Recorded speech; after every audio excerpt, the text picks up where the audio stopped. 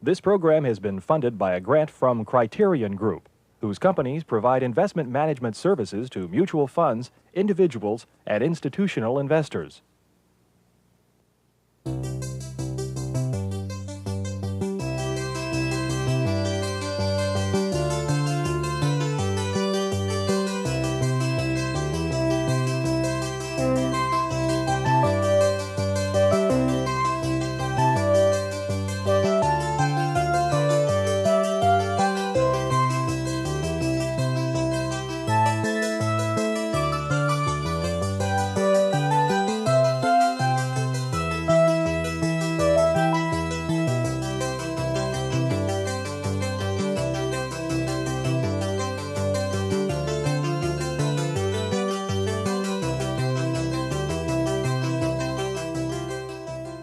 There's a late 19th century French novelist named Léon Blois who wrote a book called A Woman Who Was Poor.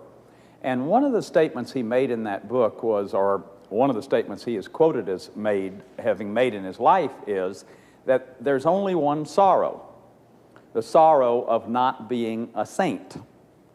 Now, the context in which he said that didn't have anything to do with people with halos or people who were so holy that they're not somebody we could attempt to strive to be like in our lives. What the context of that statement was is the sorrow is that people miss the mark, that they're not whole. Holiness is wholeness, that you don't become the person you were meant to be, that you go through your life, you're born, you go through your life, and you die, and you never become the person that you were meant to be.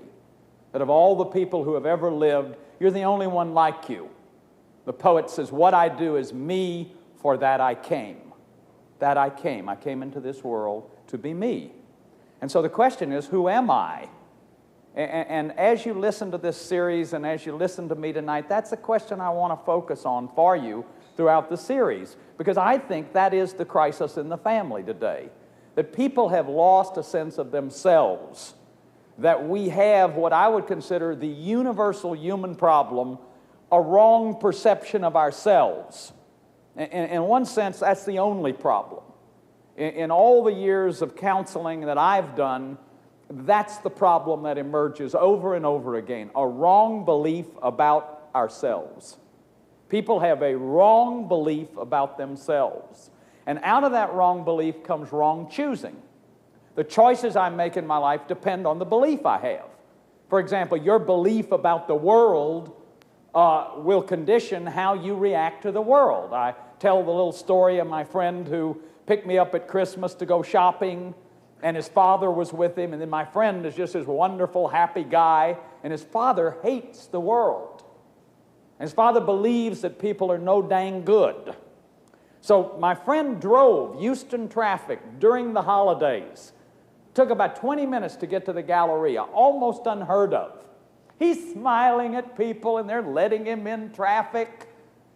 We get through with our shopping a couple hours later, and the father says, "Let me drive." Gets to the wheel of the car. I'm talking to my friend. I don't even notice. 20 minutes later, we're not out of the Galleria parking lot. And I look over at this guy's face, and he's just glaring at people. And pretty soon, a sweet little lady lets us in. And he calls her a dumbbell. And you see, what I began to realize, here this guy creates the kind of world he believes is out there. He believes the world is no good. He creates that world by his whole attitude, and even when there's data to the contrary, that the world is nice, he discounts it because it doesn't fit his belief system, his map of the world. So whatever you believe about yourself is going to be the map you use to make every decision about your life. That's the crucial question. What is it that I believe about myself? Now, I don't mean that I can look in the mirror and know I have a good job or know that people like to hear me lecture. That isn't what I'm talking about. I'm talking about the core kinesthetic, the deep feelings about yourself. What will I show you about me? You see, the more I believe I'm okay, then the more spontaneous and unguarded I will be. I don't have to hide myself from you. I lived my life a great deal of the time addicted to my own shame. my own belief that I wasn't okay. So I wouldn't show anybody a lot about me. There's still parts I won't show. Some of them are appropriate, some of them are not so appropriate. But I was literally controlled in my life by my shame. Shame is to be guarded about being unguarded. If that makes any sense. You're not going to let go. You're not going to be spontaneous. You're going to miss the mark if the deepest part of you believes you're not okay. So shame is the crisis in the family. Everything I'm going to show you in this series will go back to this core belief in people that they're worthless, that they really are not okay, that they're flawed, that somebody's going to find out if they expose, that is, if they really trust and show themselves. That, to me, is the deepest human problem. This loss of ourself, this loss, if you will, of the image of God in us that we don't believe in. Now, the whole issue of that belief about myself, or that shame, instead of that self-love and that self-worth, has to do with how I learned about myself. It has to do with how I learned about myself. And how I learned about myself was in a family. How I came to know what I could feel about myself, what others felt about me, happened to me in a context. Now, it isn't that family, what happened in that family can never be changed. It can be changed, but it has a lasting impact on my life. The rules that I grew up with, the set of rules that I took on internally and came to use to manage my life were learned in a family. So the whole issue of shame, of people acting out of shame. Now let me talk about some of the ills of our time. And let me tell you right off that we have a lot of denial about this. We have a great deal of denial about it. If I start saying that 60 million Americans are seriously affected by alcoholism, that's 1/4 of our population. 60% of the women in this culture are overweight, probably into some kind of eating disorder. 50% of the males are overweight. That is, in an unhealthy bodily state. Many don't even know about their bodies because they're so dissociated from them. So we drink and we put pills and we put caffeine. See, we put all these things in our body in order to be able to feel our bodies. Shame-based people have to do that because the core of shame is so deep. You see, my shame governed my life for years and years and years. That is, it controlled what I would show you about me, but listen to this. It controlled what I would look at, finally, about me. As I begin to sort of plan around my shame and compulsively act out of my shame, I get to the point I don't even look at me. And do you see the great danger in that? The unexamined life, that you don't even know yourself because you're so busy covering up the deep feelings of inadequacy or unworthiness. So it's terribly important to see that the diseases of our day, what we eat, the eating disorders, we have at least 4 kinds of serious emotional problems that are called eating disorders: compulsive eating, bulimia, anorexia, fat-thin. We'll talk about that later on when I talk about compulsivity. The fat-thin disorder where you obsess all the time about weight. Am I going to eat? I shouldn't have eaten that donut, but I ate the donut, but I don't want to go there because maybe I'll eat a donut. Drive yourself crazy with this obsessive mental process about eating. Okay, 34 million adult women walking around in our society were sexually abused. That's the statistic that came out of the 1984 Life magazine feature story on incest families. 34 million adult women. Terry Kellogg says 1 out of 4 women in this culture are sexually abused, severely or mildly, by age 13 by somebody over 18, and 80% know they're offenders. That's a horrible statistic. 10 million people are the victims of violence in the family every year in the United States of America. 10 million people in their own families are victims of violence. Now, some of these overlap. That is, a lot of the violent people are also alcoholic or drug addict, or some of those disorders overlap each other. So we need to be a little bit careful about statistics, and statistics are like bikinis. They reveal a lot, but they hide vital spots, somebody said. So I don't want to go so far with statistics, okay? And there are lots of other statistics. 9 out of 10 married men at some time in their life will have an affair. They're having an affair, they've got to be having an affair with a woman. So that means an awful lot of women are having affairs.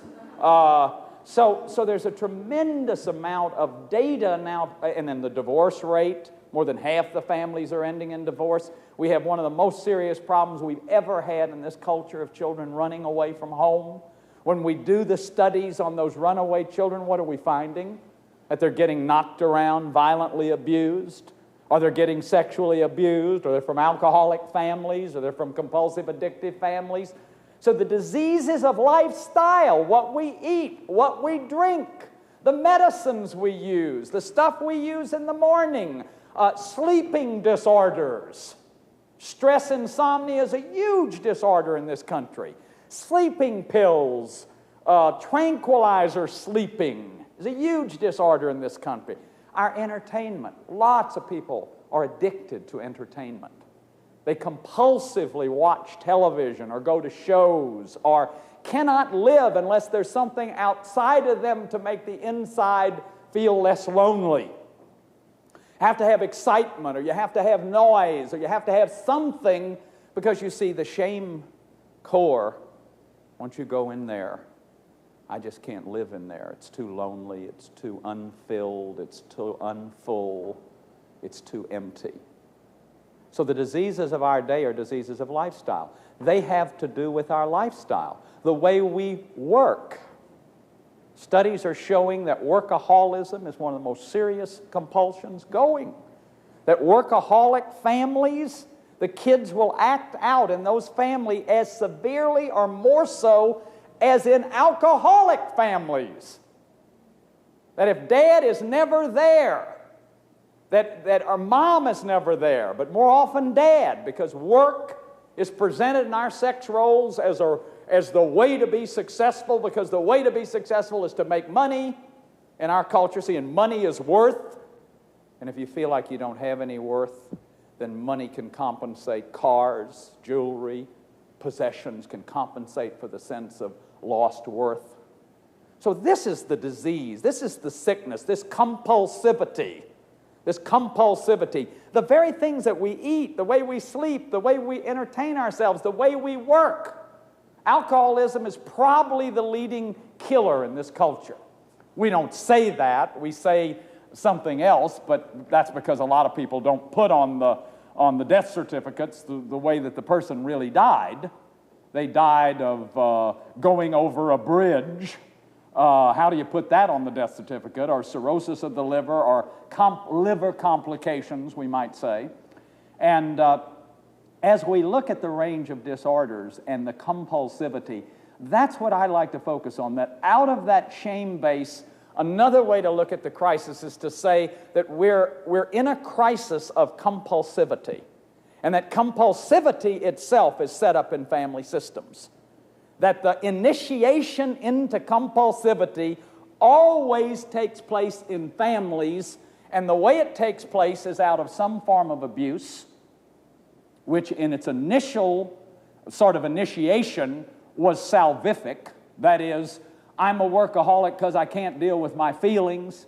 I don't have any feelings of tenderness or feelings of dealing with my children, so I'd rather stay at work and be into the impersonal excitement of making money as opposed to the threatening intimacy of home and the getting close and the expressing feelings. But what happened to a person like that? Very early on, they got cut off from their feelings.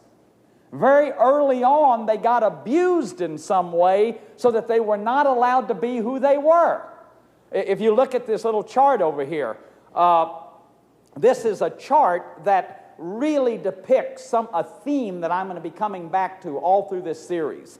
That if you think of this bottom block as you or me at birth, this is what we look like at birth. There's a private self and a public self. That is, there's a part that I experience of me under my skin then there's a part of me that you experience. Or another way to say this is that this is the conforming self, the public self, and this is the actualizing self. This is the part of me that is individualized, this private self, and this is the part of me that conforms for socialization, if you will, or to survive. Now, by puberty, if you come out of what I'm going to consider normal kind of sexual scripting, see, which is already abusive. If you just come out of normalcy in our culture, although we're making changes and we're trying to become conscious of this, but you see a little girl is born, here's her private self, suddenly she laughs too loud and somebody says, don't act like that. You stop gurgling when you laugh, that's not ladylike. So this private self goes in and this public self gets bigger as she pretends not to gurgle when she laughs in order to please mother or please daddy or please whoever. So constantly she's sacrificing her real self to this public self. She has to give up who she is to fit the script that the culture decided on is what makes a real woman. And it may not be like her at all. It may be an act that she has to play in order to adapt to survive. Okay? By puberty, look at how big the public self is as opposed to the private self. And let's say by midlife, that private self is just a tiny little part of you. That most of you or most of us or whoever it is an act, is a performance. Or as somebody said, by this point you've become a human doing and not a human being. That your whole life is a performance and an act. It's an achievement. See, very early on you go to school and you get grades and you achieve. And they measure you and they judge you.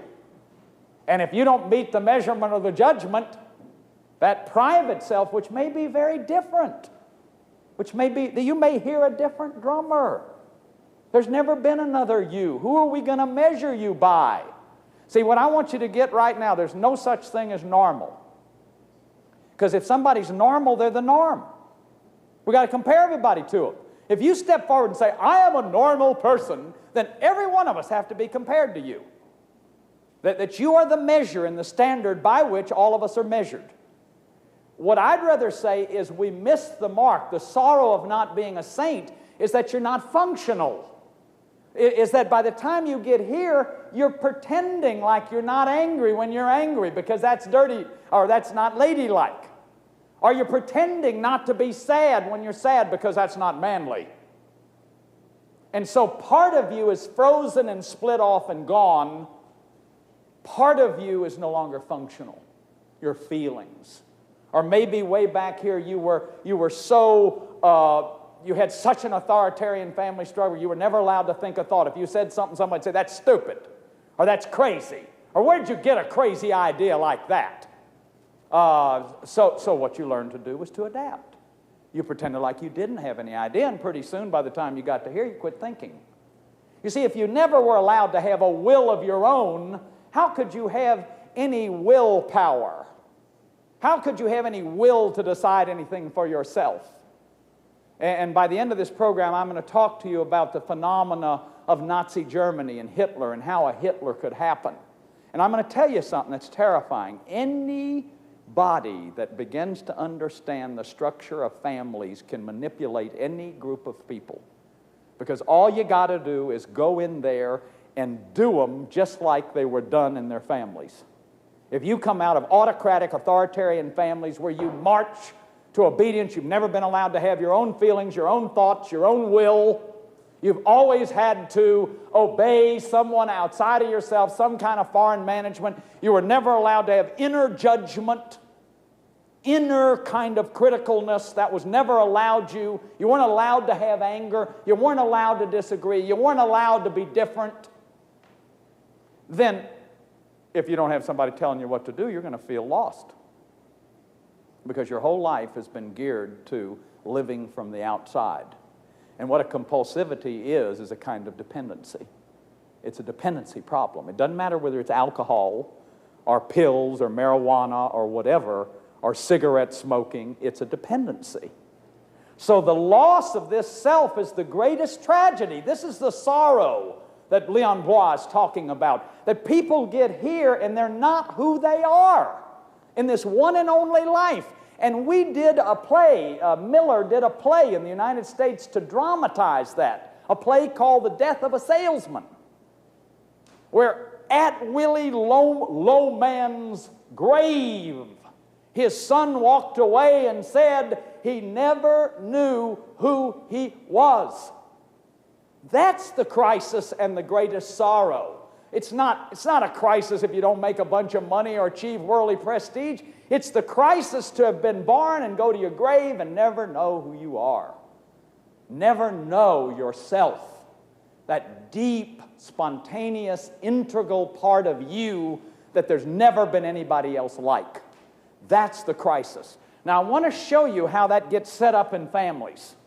And I want to show you material that Ronald Lang has said, the material I'm getting ready to show you is to our previous theories of mental health and mental illness what Freud was to theories of demonology, where we had people, somebody was considered to be mad or insane, we locked them up in dungeons, or simply said they were possessed by the devil. That the material I'm going to show you is brand new. It's 38, 40 years old, really.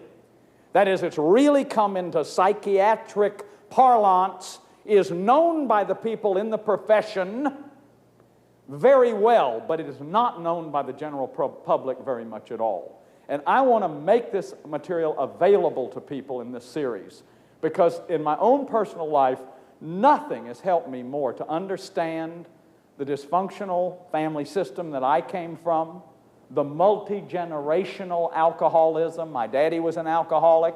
I was an alcoholic. My grandmother was an alcoholic. There's several generations of alcoholics.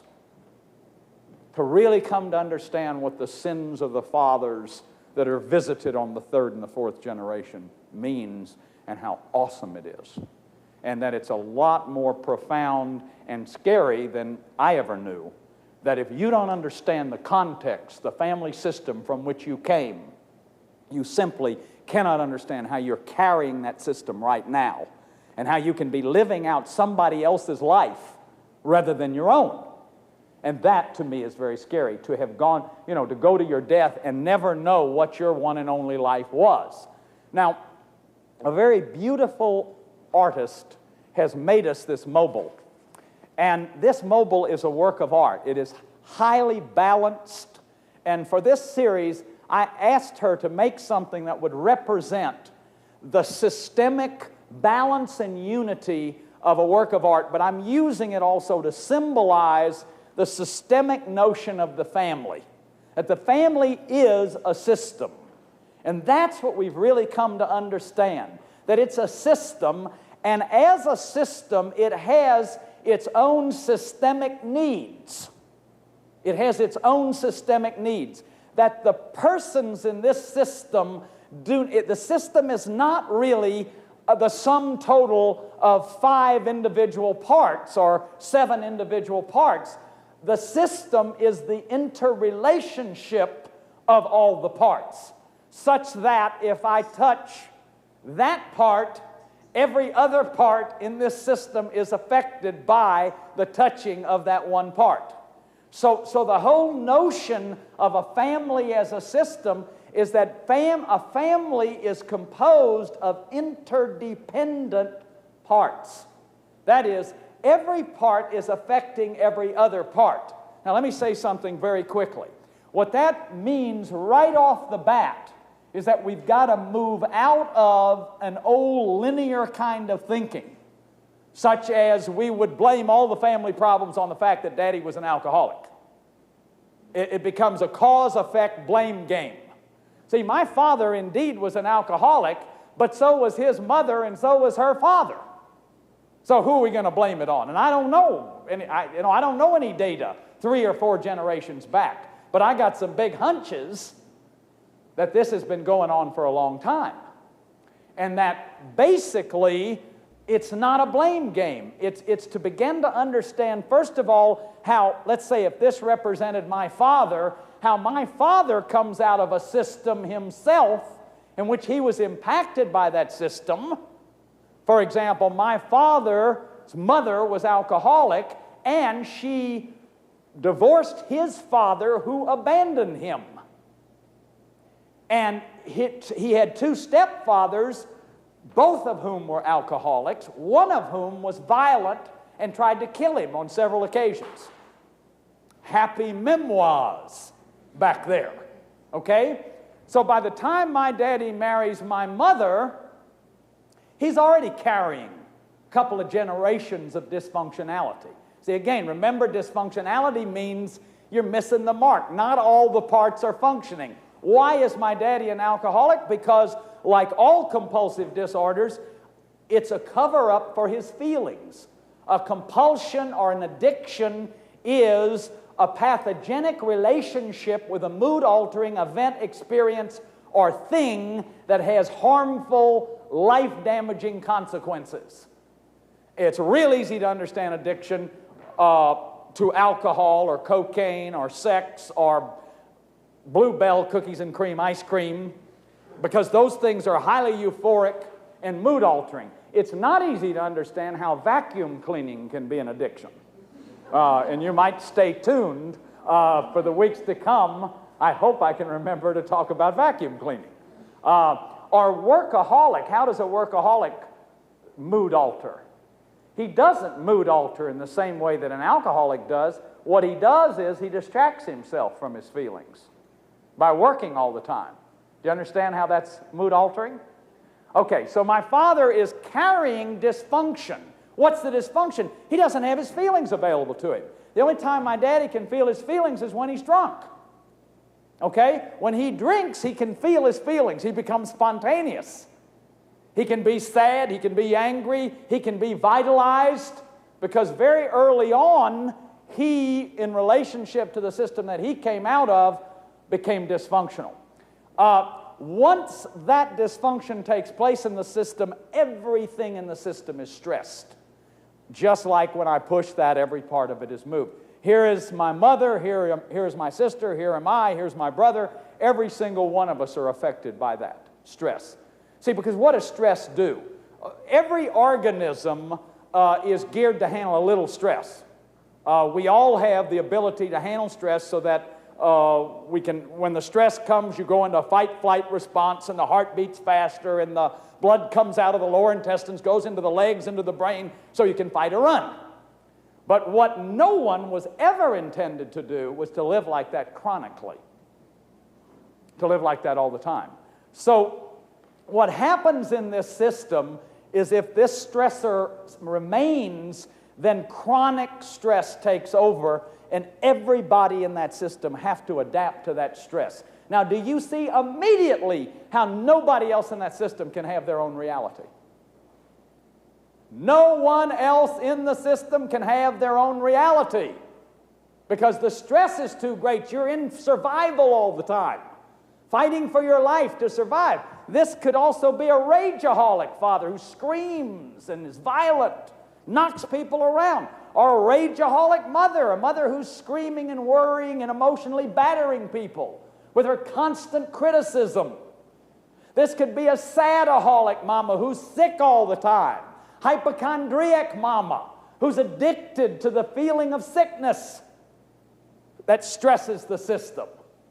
Then, let's say that these two people are not so overtly dysfunctional. They're just covertly dysfunctional. They're both in a sex role. She's one half, he's one half. They make a whole like they're supposed to, although 1/2 times 1/2 equals a fourth. They married, and they're playing their roles. It's Saint Mom and Dad, and they're always playing their roles, and they never show any anger overtly. It's all passive-aggressive. And by the time this kid gets to be 14, he's doing drugs heavily. And so they say, well, we got to do something for this boy. Let's send him to a program. And so this boy goes to the program to get treatment, and the treatment people say, we want to see your mother and daddy too. And the mother and daddy go, well, why? All we want you to do is to fix him. We can't even believe he's doing this. Not our child. We are upper middle class good people. We go to church every Sunday. Okay? What this kid knows is that this is a dysfunctional relationship. That they don't really get along. They pretend all the time. That she I'm going to give you the vacuuming bit right now. That she vacuums 16 hours a day because she's enraged at this guy.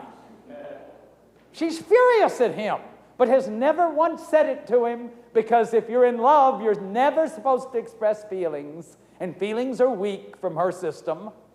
So the way she avoids dealing with her anger is vacuuming 16 hours a day. So she's addicted to vacuuming in order to distract herself from her rage, which has to do with her husband. So this kid becomes the identified patient, and he goes into treatment. Now, in the old treatment, they would lock him up or put him in a drug ward or spend years trying to invalidate his disorder and never look at this mother and daddy. Or when you get to things like delinquency, or you get to things like anorexia, then those are kinds of disorders, systemic disorders, that were just buffaloing people until they really began to get onto family systems. When I do the programs on compulsivity, I'll talk about anorexia, and later on in the series, I'll be talking about ways to intervene in these systems. What I'm trying to tell you tonight is that a whole new notion of mental illness came out of the systemic notion. That you have to look upon, if anyone in the system is dysfunctional, you look upon the whole system as dysfunctional. That if this daddy's an alcoholic, we're now talking about a chemically addicted family. Not just daddy. The whole family is chemically addicted. If daddy's a rageaholic, he rages and controls everybody with his rage, then that whole family is sick. It's a whole violent family. And everybody in that family is going to be affected by that in terms of their own reality. In fact, the law is that the more anxiety there is in the system, the less anybody can have this private self over here. Individuation. Another way to think of the private self and the public self is individual togetherness. The conforming self, togetherness self, and the individual self. Now, the higher the anxiety, the less anybody gets to be an individual. The lower the anxiety, see, which would depend on this chief component, mom and dad. If that chief component has low-level anxiety, then the rest of the family gets to individuate. Healthy systems individuate in an orderly fashion. Or somebody said healthy families disintegrate in an orderly fashion. That is, everybody gets to go be an individual. Little Gertrude is going off and she wants to be a writer, a journalist in Europe. And this one wants to make bobsleds in Aspen. And this one wants to be a lawyer or whatever. That may not be anything like what Daddy's doing. See, life goes forward, not backwards.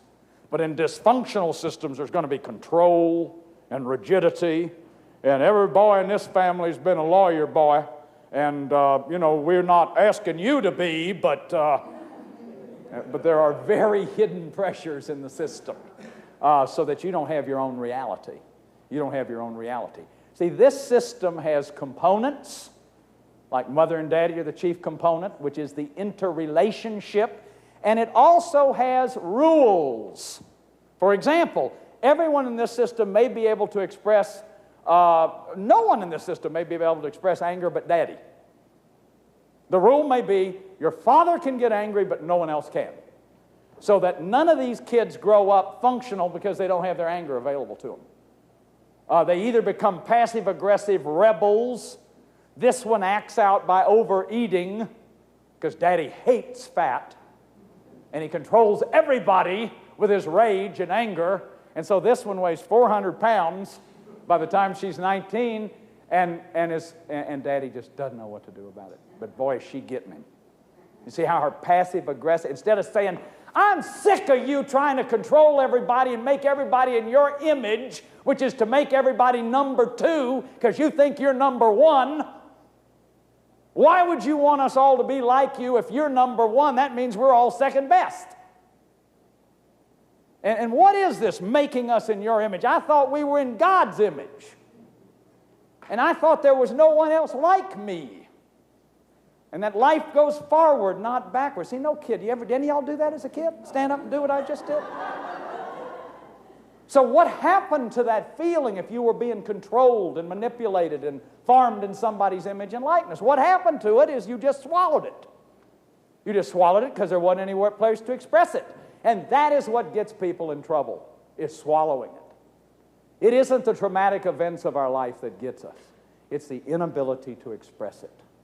It's the inability to talk to anybody about it, to share your sadness, that your mother is battering you emotionally out of her nervousness and anxiety, that she won't ever let you be who you are. Whatever you do, it's never right. No matter what you do, there's something wrong with it. See, and so you just get chipped away, chipped away, chipped away until there's nothing left of you. Now, if you think that isn't a crisis, I don't know what a crisis is that this one and only life that I have, that's all I have to offer is this one and only life, and that by the time I'm 15 or 16, I don't have the foggiest notion who I am, what I want. You see, because I'm so dissociated, because I've had to adapt to survive. And you see, children figure out very early on that if they're going to survive around there, they better please those giants. And remember, they are giants. When you're 2 years old, they're 5 times your size and 5 times your weight. For me, that'd be somebody 17 foot, 8 inches tall who weighed 800 pounds. Now that's a pretty scary phenomena. 800 pounds, 17 foot, 9 inch tall person. And boy, if I don't please them, and I don't have anything, I will die, is what a child believes.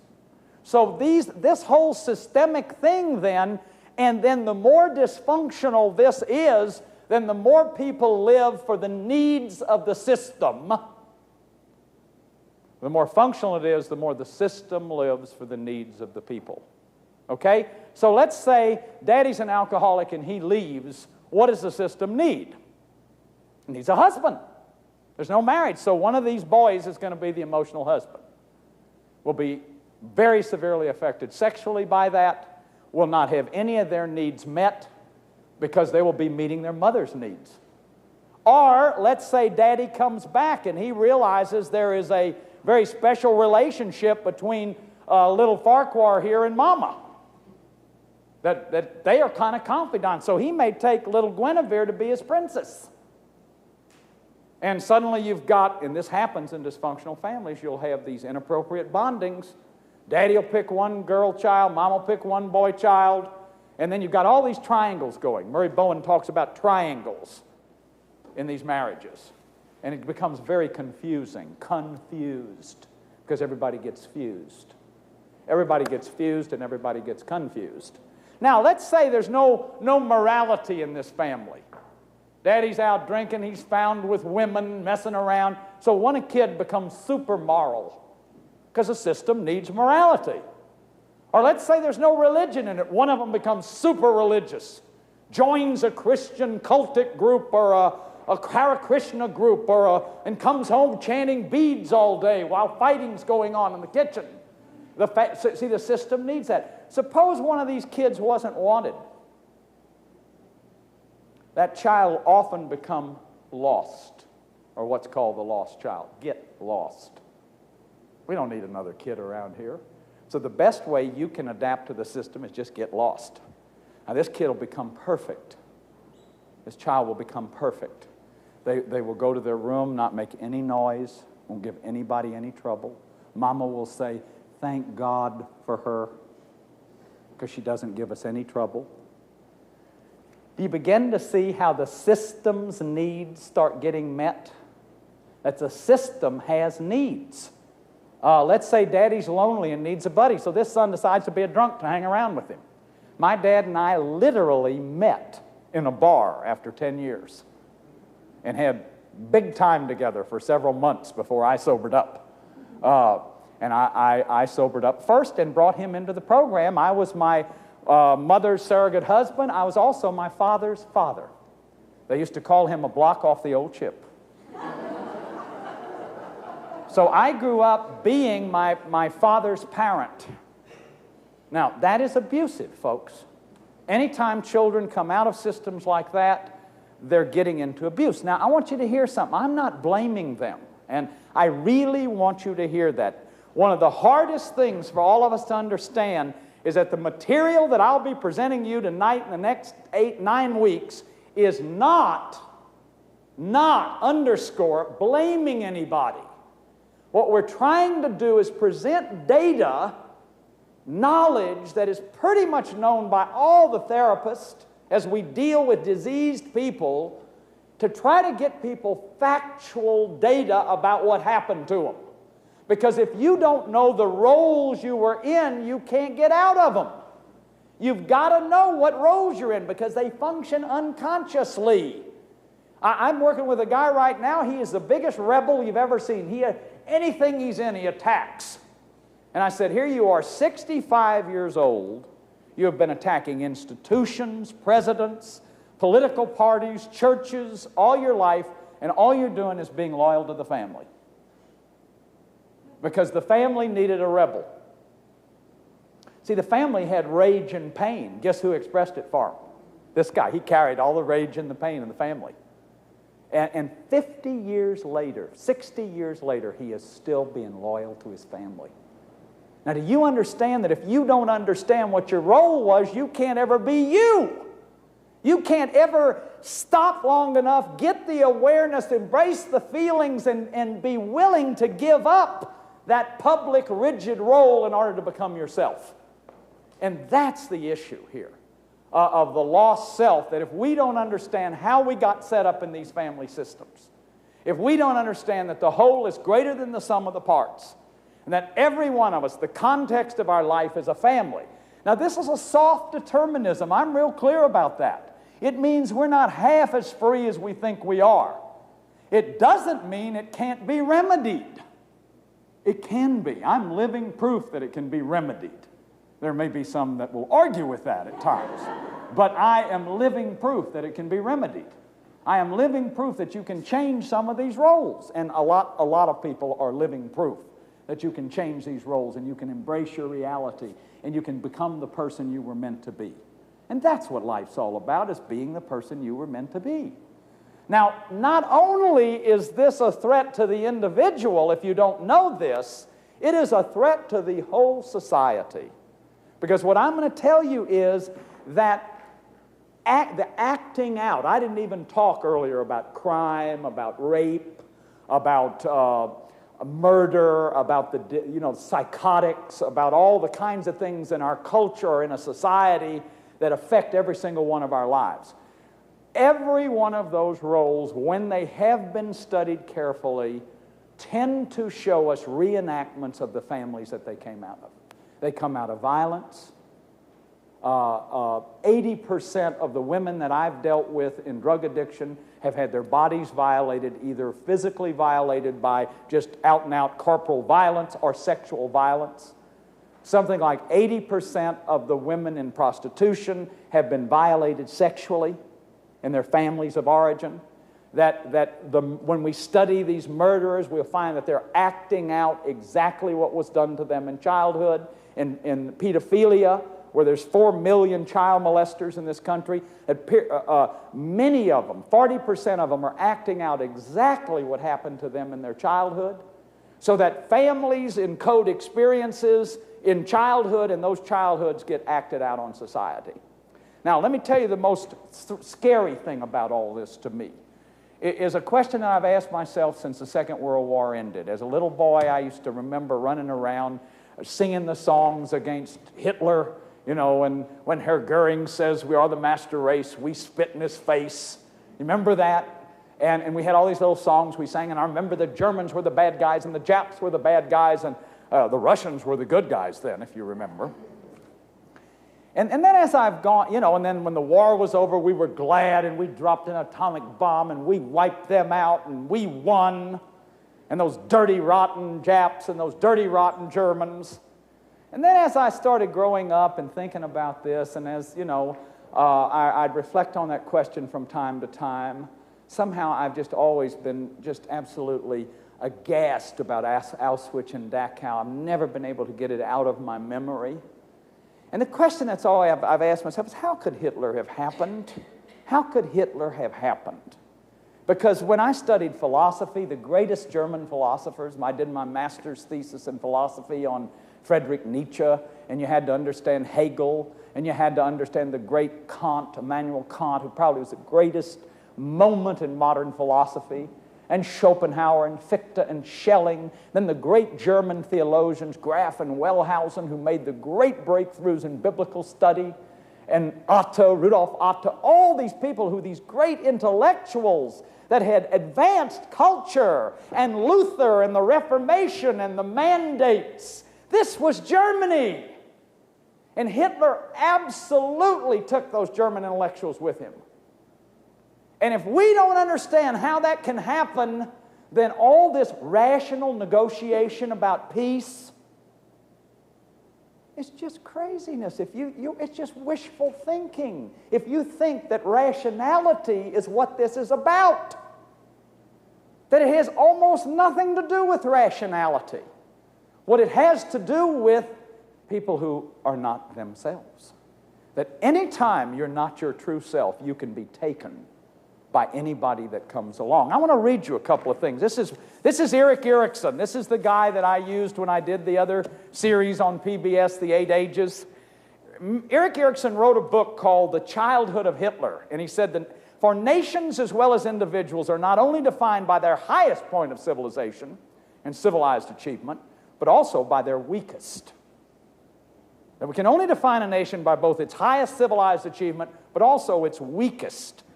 They are, in fact, defined by the distance and the quality of the distance between these points. See, we don't like to look at My Lai, and we don't like to look at Nagasaki and Hiroshima, and we avoid those pretty much, just like all collective families focus on certain things and defocus other things. All groups do that. But those are real things that we have to look at. And I'm not making any moral judgment. I'm just saying they're things we have to look at. When I have read the accounts of what actually happened at My Lai, and some of that stuff is just unbelievable. As these soldiers, obeying authority, lined people up and shot them and killed them. And of course the Germans did that too. They lined massive numbers of Jews up and put them in concentration camps and gas chambers and killed them. You see, one man and several million people caused 50 million deaths in approximately 4.5 or 5 years. Now that's something that we need to take a look at.